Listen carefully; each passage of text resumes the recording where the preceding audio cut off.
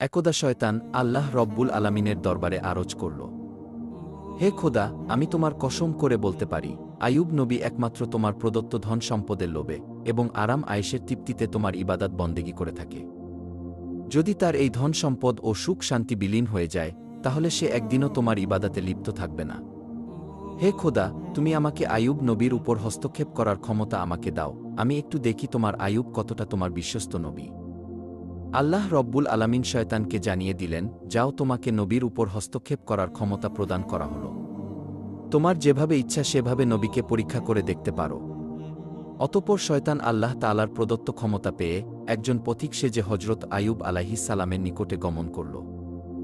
শয়তান আইয়ুব আলাইহিস সালাম এর নিকট গিয়ে নিজ দরিদ্রতার কথা প্রকাশ করে বলল, হুজুর, আমি একজন মুসাফির, আমাকে কয়েকদিন আপনার বাসায় থাকার অনুমতি প্রদান করুন।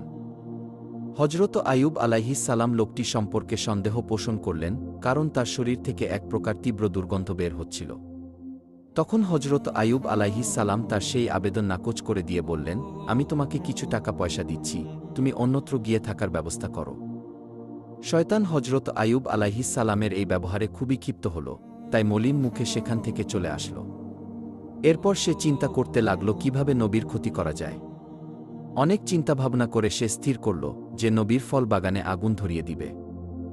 যেই ভাবা সেই কাজ, একদিন সে নবীর ফল বাগানে গিয়ে আগুন ধরিয়ে দিল। শয়তানের লাগানো আগুনে অনেকগুলি ফল বাগান ভস্মীভূত হয়ে গেল। ফল বাগানের কর্মচারীরা দৌড়ে গিয়ে নবীর কাছে এই খবর পৌঁছাল।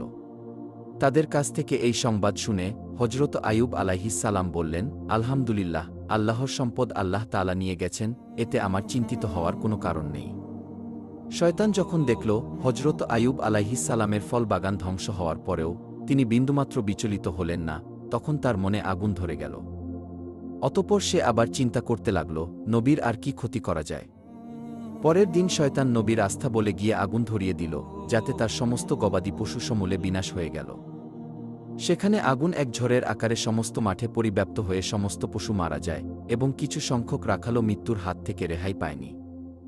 অন্যান্য রাখালগুলো এই খবর দ্রুত নবীর নিকটে পৌঁছে দিল। খবর শুনে হজরত আইয়ুব আলাইহিস সালাম আল্লাহর প্রশংসা করে বললেন, আল্লাহর সম্পদ আল্লাহ তাআলা নিয়ে গেছে, এতে আমার বিচলিত হবার কিছুই নেই। শয়তান যখন দেখল এত কিছুর পরেও নবী সামান্য মাত্র বিচলিত হচ্ছেন না, তখন তার মনে আরও আগুন জ্বলে উঠল। এরপর শয়তান নবীর আরও বড় ক্ষতি করার চিন্তা করতে লাগল।